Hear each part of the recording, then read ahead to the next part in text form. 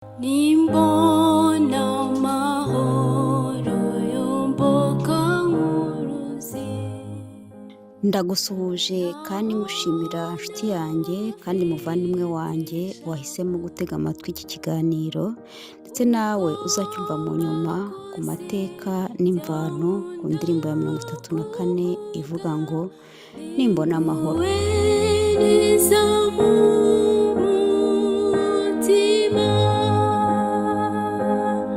Nineza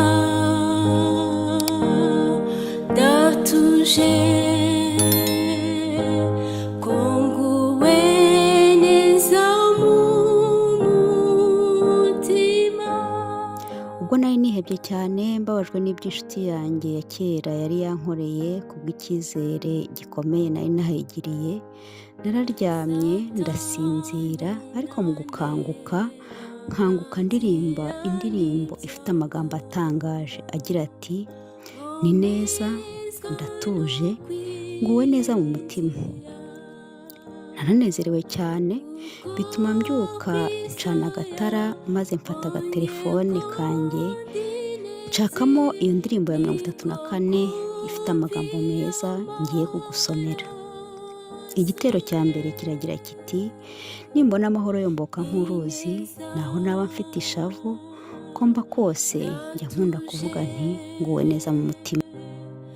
Igitero cya kabiri kiravuga ngo Satani nantera nkagira n'ibyago nkomezwa no kwiringira, kuko Kristo yabonye ko ndi intebyi niko kumvira amaraso ye.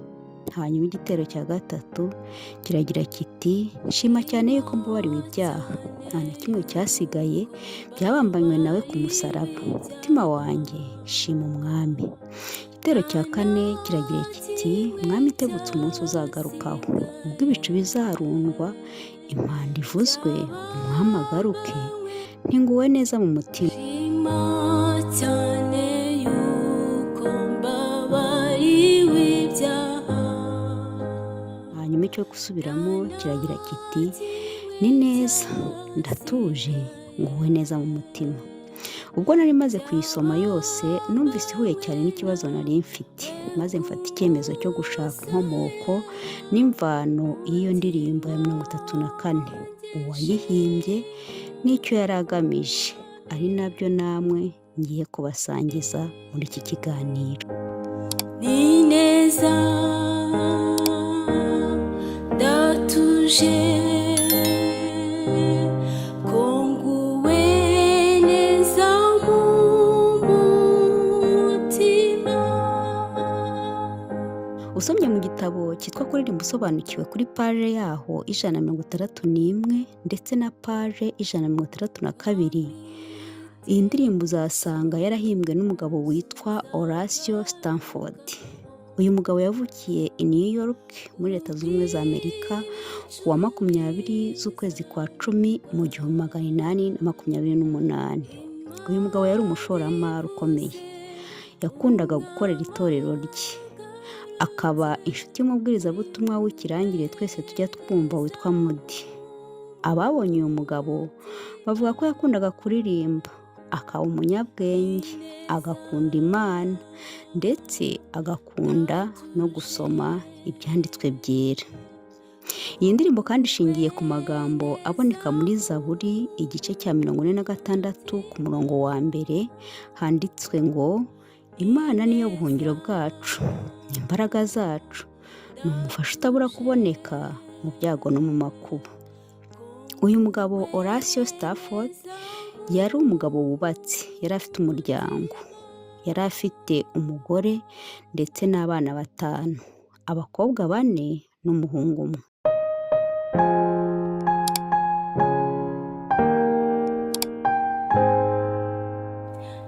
Nimbona amahoro yomboka nk'uruzi. Ubwo Stanford yari amaze gushora imari ye hafi ya yose Chicago mu mwaka w'1871, imari ye yose yashiriye mu nkongi y'umuriro yabaye muri iyo ntara muri uriya mwaka maze kubabwira haruguru.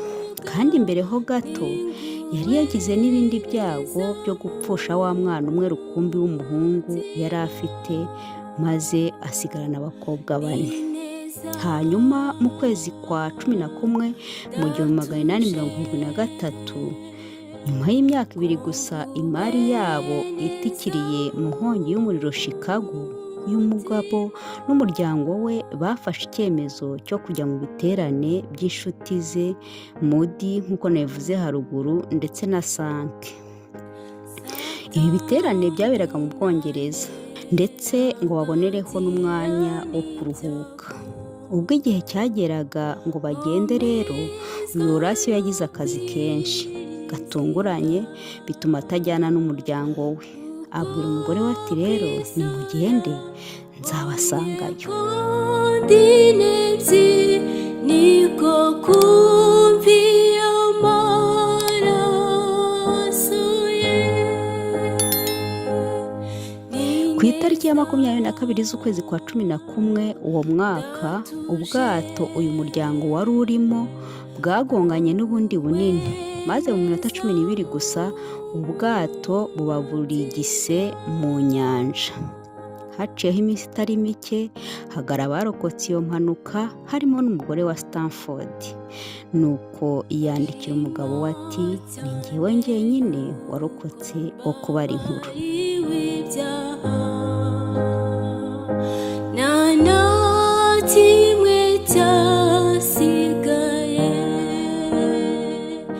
Birumvikana Stanford yahise yitegura kujya kureba umugore we wari warokotse.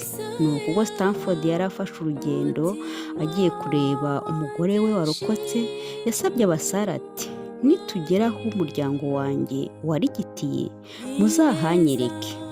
Baragiye, bahageze barahamwereka.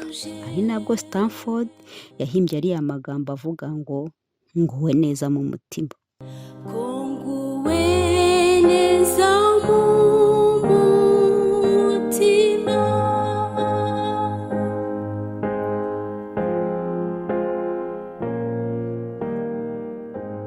Indirimbo yasohotse mu 1876. Urumva ko hari hashize imyaka 3 gusa habaye iriya mpanuka, ndetse ijwi ryahimbwe n'umugabo witwa Philip Beers. Uyu Philip Beers ni nawe wahimbye ijwi ndetse n'amagambo by'indirimbo ya 46 ivuga ngo jya uhora undinganirije.